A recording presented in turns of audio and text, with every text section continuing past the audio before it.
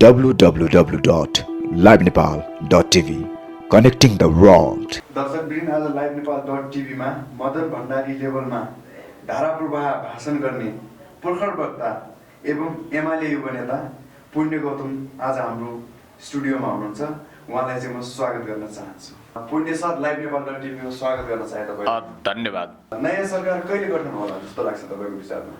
अब हेर्नुहोस्, जनताको अभिमत छिटोभन्दा छिटो वामपन्थी राष्ट्रवादीहरूको सरकार बनोस्, केपी ओली नेतृत्वको सरकार केन्द्रमा बनिहालोस् भन्ने चाहना चुनाव मार्फत अभिव्यक्त भएको तपाईँ हामी सबैले बुझेका छौँ।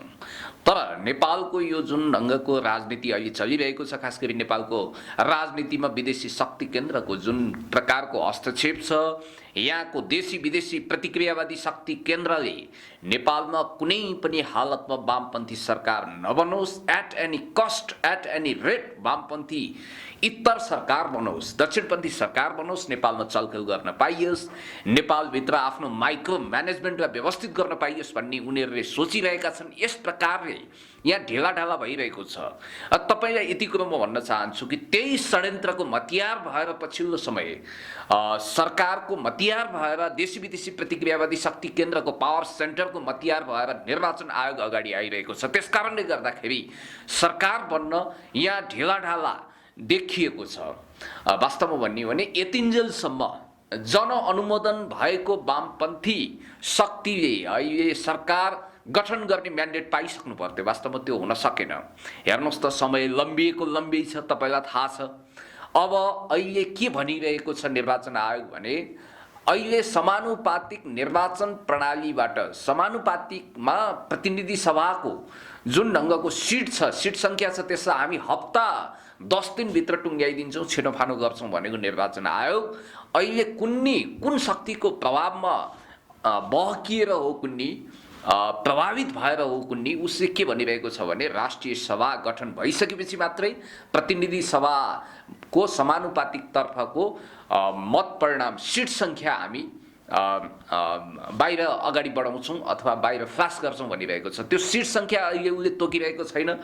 त्यो सिट सङ्ख्याको विषयमा जनताले चासो राखिरहेका छन्, तर निर्वाचन आयोग त्यसबाट भागिरहेको छ। खास गरी प्रमुख निर्वाचन आयुक्त अयोधी प्रसाद यादव र इला शर्माको यो टोली गैरजिम्मेवार ढङ्गले संवैधानिक मर्यादा र भूमिकाको बर्खिलाफ उभिएका छन् र उनीहरूले वास्तवमा सरकारको रबर स्ट्याम्प जस्तो भएर काम गरिरहेका छन्। यसकारण पनि एकदम ढिला सुस्ती भएको छ। तर तपाईँलाई म यति कुरा निवेदन गर्न चाहन्छु कि जेसुकै होस्, फागुनको पहिलो हप्तासम्म नेपालमा केपी ओली नेतृत्वको वामपन्थी गठबन्धनलाई रोक्नको निम्ति कुनै इन्द्रका बाउ चन्द्रको दम चल्नेवाला छैन। र अब तपाईँले बुझिहाल्नुभयो, माघ 24 गते जब राष्ट्रिय सभाको निर्वाचन हुनेछ, त्यसपछि लगत्तै इलेक्सन कमिसनले अहिले प्रतिबद्धता जाहेर गरे अनुसार उसले समानुपातिक तर्फ प्रतिनिधि सभाको सिट सङ्ख्या तोक्न बाध्य हुनेछ। त्यसपछि नयाँ सरकार गठनको कोर्स सुरु हुन्छ र त्यसपछि केन्द्रमा वामपन्थीको सरकार बन्नेवाला छ, राष्ट्रवादीको सरकार बन्नेवाला छ। नेपाली जनताको वर्षौँदेखिको सपना, स्थिर सरकारको सपना, शान्ति स्थिरता र विकासको निम्ति नेपाली जनताहरूले यो जुन मत जाहेर गरेका छन्, त्यो सपना सफलीभूत हुनेछ। यस बिचमा खेलोफड्को त चलिरहेको छ। खास गरी यो वामपन्थी गठबन्धन भत्काउने, वामपन्थीहरूको एकता हुन नदिने, माओवादी केन्द्र र एमाले बीचको प्रस्तावित एकतामा भाँजो हाल्ने जुन ढङ्गको चलखेल खेलोमेलो भइरहेको छ, त्यो निश्चित रूपमा असफल हुन्छ र फागुनको पहिलो हप्ता, ढिलोमा फागुनको पहिलो हप्ता वा दोस्रो हप्ता केन्द्रमा वामपन्थी सरकार बन्ने निश्चित पाएछ। अनि एमाले र माओवादी बीच पार्टी एकीकरण कहिले होला जस्तो लाग्छ? होइन, पार्टी एकीकरणको कोर्स निकै अगाडि बढिसकेको छ। जस्तो पार्टी एकता संयोजन समितिले पनि आफ्नो गृह कार्य काफी हदसम्म अगाडि बढाएको देखिन्छ। तपाईँलाई यति कुरा म निवेदन गर्न चाहन्छु कि वास्तवमा पार्टी एकता विकल्पहीन विकल्प हो, अहिलेको अपरिहार्य आवश्यकता हो। अस्ति चुनावमा अभिव्यक्त भएको जनमत पनि पार्टी एकताको पक्षमा छ। त्यसकारणले गर्दाखेरि हामीलाई फुटेर होइन, जुटेर अगाडि बढ्ने म्यान्डेट नेपाली जनताले दिएको हुनाले पार्टी एकताको प्रक्रियामा हामी निकै अगाडि बढिसकेका छौँ। यो वायु वेगमा हामी अगाडि, वायु पङ्खी वेग बुलेट ट्रेनको बेगमा हामी अगाडि बढेको हुनाले फर्किएर हेर्ने ठाउँ छैन, हामी अगाडि बढिसकेका छन्। अब तपाईँलाई म यति कुरा विश्वास दिलाउन चाहन्छु, नेकपा एमालेको युवा नेताको हैसियत र एउटा सचेत देशभक्त नागरिकको हैसियतले यति कुरा भन्न चाहन्छु कि नेपालको शान्ति स्थिरता र विकासको निम्ति पनि वामपन्थी एकता अहिलेको अपरिहार्य आवश्यकता हो र यो आवश्यकता पूर्ति गर्नको निम्ति हाम्रो नेताहरू सिरियस हुनुहुन्छ। शीर्ष स्तरमा पनि कुराकानी भइरहेको छ। तपाईँलाई अर्को कुरो पनि म सूचित गर्न चाहन्छु कि हाम्रो पार्टीका सम्माननीय अध्यक्ष कमरेड केपी ओली अहिले 26 गतेपछि आफ्नो हेल्थ चेकअपको निम्ति ब्याङ्कक जाँदै हुनुहुन्छ। ब्याङ्ककबाट फर्किए लगत्तै 1-to-1 खास गरी एमाले अध्यक्ष कमरेड केपी ओली र प्रचण्डको बिचमा, माओवादी केन्द्रका अध्यक्ष कमरेड प्रचण्डको बिचमा कुराकानी हुन्छ र त्यसले केही बोल्ड डिसिजन लिन्छ र पार्टी एकता संयोजन समितिले जुन टास्क उसलाई दिएको छ, होमवर्क गरेको छ, त्यसमा पनि काफी गृह कार्य अगाडि बढ्दैछ र त्यो कोर्स अगाडि बढिरहँदाखेरि खास गरी तपाईँको अब सैद्धान्तिक र केही साङ्गठनिक विषयमा बोल्ड डिसिजन लिनु पर्ला। जस्तो कि तपाईँलाई थाहा छ अब 21औं शताब्दीको जनवाद कि बहुदलीय जनवाद अथवा माओवाद जनयुद्धको विषयमा पनि काफी डिबेट होला।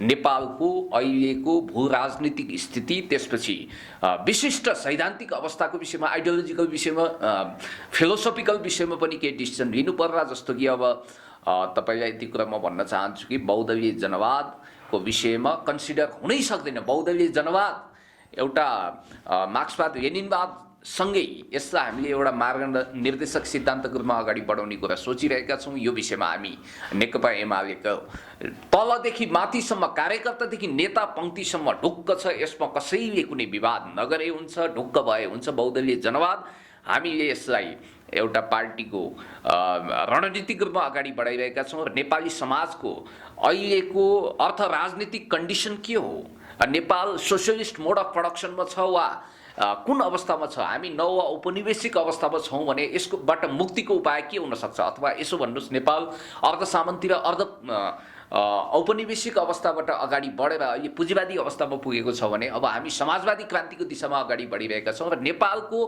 अहिलेको विशिष्ट यो अर्थ राजनीतिक कन्डिसन, नेपालको विशिष्ट भू राजनीतिक अवस्थाको बारेमा हामीले सिरियसली एउटा डिसिसन लिनेछौँ। र तपाईँलाई यति कुरा म भन्न चाहन्छु कि जस्तो साङ्गठनिक मिलानको हिसाबले गर्दा पनि अलिकति केही होमवर्क गर्नु परेको जस्तो तपाईँलाई थाहा छ। अब सेन्ट्रल कमिटी पनि 60-40 को अनुपातमा मिल्ला, किनभने नेकपा एमालेको तर्फबाट 60% र माओवादी केन्द्रको तर्फबाट 40% केन्द्रीय समितिमा हिस्सेदारी होला। त्यसपछि पोलिट ब्युरोमा पनि हामी 60-40 को अनुपात मिलाउँला। स्थायी समिति पदाधिकारीमा पनि त्यही ढङ्गले हामीले कमिटीहरू मिलान गर्नु पर्ला। त्यसपछि कार्यकर्तादेखि नेतासम्मको जिम्मेवारी फिक्स होला र हामी पार्टी एकता र सरकार गठन एउटा प्याकेजकै रूपमा अगाडि बढाउनेवाला छौँ र पार्टी एकता निश्चित रूपमा हुन्छ। अब जहाँसम्म मार्केटमा चलेको हल्ला जस्तो को अध्यक्ष हुने, को महासचिव हुने, को राष्ट्रपति हुने, को उपराष्ट्रपति हुने, को सभामुख हुने, को उपसभामुख हुने आदि इत्यादि विषयमा पनि अहिले छलफल भइरहेको छ भन्ने कुरा जो मार्केटमा आइरहेको छ हो, कुराकानी छलफल निश्चित रूपमा भएको छ। तर यी कुराहरूमै हलो अड्किँदैन। अब पदको निम्ति मरियत्तै गरेर अगाडि बढ्ने, अभी नै तो कभी नै टाइपले अगाडि बढिरहेका त्यस्ता खालका स्वार्थी तत्त्वहरूले पनि यहाँ चलखेल गर्न सक्छन्, लुप होल्समा खेल्न सक्छन्।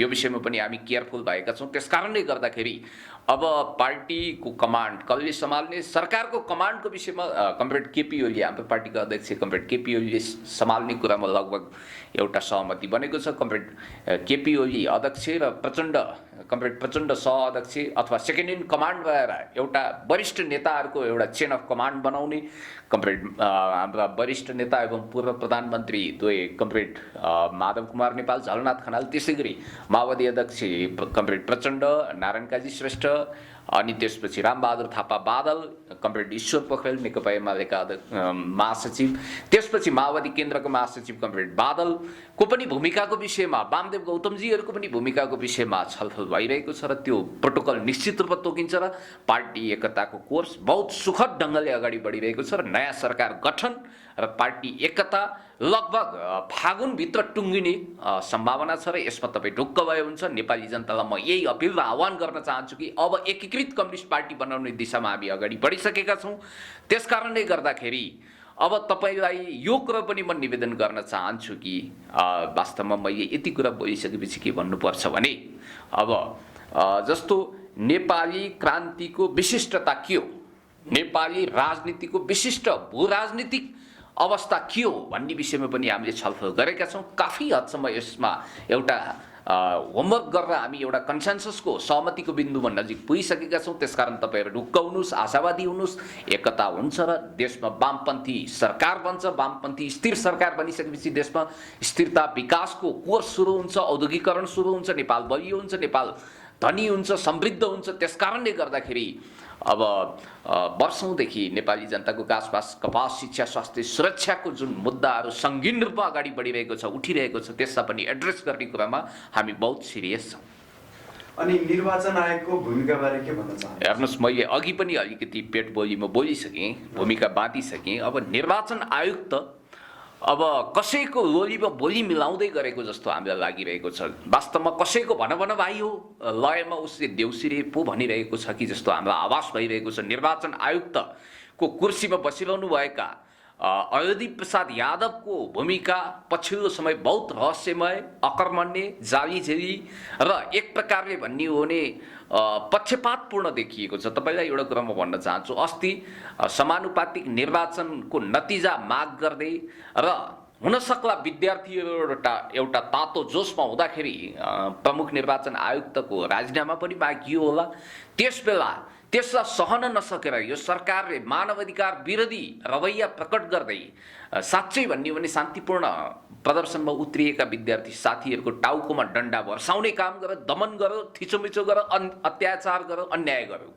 र यस ढङ्गले निर्वाचन आयोगले सरकारको मिलोमतोमती विद्यार्थीहरूमाथि जुन ढङ्गको अनरासोबीमाथि बर्बार दमन गरियो त्यसको पनि हामी कन्डेम गर्न चाहन्छौँ। त्यसलाई सफा र स्पष्ट ढङ्गले भर्सना गर्न चाहन्छौँ। तपाईँलाई यति कुरा म भन्न चाहन्छु, निर्वाचन आयोगको प्रमुख आयुक्त अयोधी प्रसाद सिंहले के उनीभन्दा अगाडिका पूर्ववर्ती प्रमुख निर्वाचन आयुक्तको इतिहासलाई गम्भीरतापूर्वक अध्ययन गरेका छन् भने उनले पूर्ण प्रसाद ब्राह्मणदेखि अब भोजराज घिमिरे, सूर्य प्रसाद श्रेष्ठ, नीलकण्ठ उप्रेती, विष्णु प्रताप शाहले जुन ट्र्याक रेकर्ड र हिस्ट्री काम गर्नुभएको छ, वास्तवमा हो कमी कमजोरी त उहाँहरूबाट पनि केही भए होलान्, म यसलाई इग्नोर गर्न चाहन्न। तर उहाँहरूले जुन ढङ्गको पर्फर्मेन्स दिनुभएको थियो, सकेसम्म उहाँहरूले सरकारको लाहाछापको रूपमा होइन, रबर स्ट्याम्पको रूपमा होइन, एउटा स्वायत्त संवैधानिक निकायको प्रमुखको हैसियतले, निर्वाचन प्रमुख आयुक्तको हैसियतले आफ्नो जुन धर्म पालन गर्नुभएको थियो, कर्तव्य निर्वाह गर्नुभएको थियो, अयोधी प्रसाद यादव त्यसमा चुकेको देखिन्छ। त्यसकारणले गर्दाखेरि यो निर्वाचन आयुक्त र यो निर्वाचन आयोग जसरी अहिले मोर्चामा जुटिरहनु भएको छ, साँच्चै भन्ने हो भने वामपन्थीहरूको एकतामा पनि कतै न कतै भाँजो हाल्ने, राष्ट्रवादीहरूको पनि सरकार बन्न नदिने, केपी ओली नेतृत्वको आगामी सरकारलाई भाँजो हाल्ने गरी चलखेल त गरिरहेको छैन भन्ने कुरोको आशंका गर्न सकिन्छ। यसमा उहाँलाई बेनिफिट अफ डाउट दिन सकिन्छ। तर थिङ्क पोजिटिभली, हामीले पोजिटिभ सोचौँ, उहाँले आफूलाई करेक्सन गर्नुहोस्, सच्चिनुहोस्। तर एउटा सामान्य लेक्चरबाट माओवादी कोटामा निर्वाचन आयुक्त पड्काएका अयोधी प्रसाद यादव लटरी लागेर चिट्ठा परेर जब प्रमुख निर्वाचन आयुक्त हुन सफल हुनुभयो, उहाँलाई भाग्यले साथ दियो, उहाँले तरक्की गर्नुभयो, उहाँको तालुमा आलु फल्यो, त्यसपछि उहाँ प्रमुख निर्वाचन आयुक्त भइसकेपछि उहाँको गतिविधि भनेको आफ्नो पदीय मर्यादा, धर्म र संवैधानिक दायराभन्दा फरक देखिएको छ। उहाँ बाहिर जानुभएको छ। त्यसकारण यो कुरोमा हाम्रो विशेष आपत्ति छ र उहाँले आफ्नो रोलिङ स्टोन छविलाई सच्याएर माइल स्टोन बन्ने दिशामा अगाडि बढ्नुहुन्छ कि हुन्न भनेर हामीले हेरिरहेका छौँ, त्यस्तो देखिरहेका छैनौँ। त्यसकारणले गर्दाखेरि प्रमुख निर्वाचन आयुक्त विवादको घेरामा तानिनु एउटा विडम्बना हो। उहाँ तानिनु भएको छ। उहाँ एउटा साँच्चै भन्ने हो भने अयोग्य प्रमुख निर्वाचन आयुक्त साबित हुनुभएको छ र उहाँको कोटरीमा बसेका अरू निर्वाचन आयुक्तहरूले पनि वेल पर्फर्मेन्स देखाएका छैनन्, उनीहरूको पनि राम्रो संवैधानिक भूमिका देखिएको छैन। त्यसकारणले गर्दाखेरि उहाँ अब एउटा विवादको घेरामा निश्चित रूपमा तानिनु भएको छ। अन्त्यमा नेपाली जनतालाई के मेसेज दिन चाहनुहुन्छ? म एउटा देशभक्त स्वाभिमानी नेपालीको हैसियतले र नेकपा एमालेको युवा नेताको हैसियतले के कुरा नेपाली जनतासँग सुस्पष्ट रूपमा अपिल गर्न चाहन्छु, निवेदन गर्न चाहन्छु भने हाम्रो महान र गौरवशाली राष्ट्र निर्माणको निम्ति तपाईँ हामी जहाँ छौँ अहिले विश्वभरि नेपालीहरू छरिएर रहेका छन्। देशभित्र र बाहिर रहेका हरेक नेपालीले जननी जन्मभूमि स्वर्गादपि गरीयसी अर्थात् mother land are greater than heaven.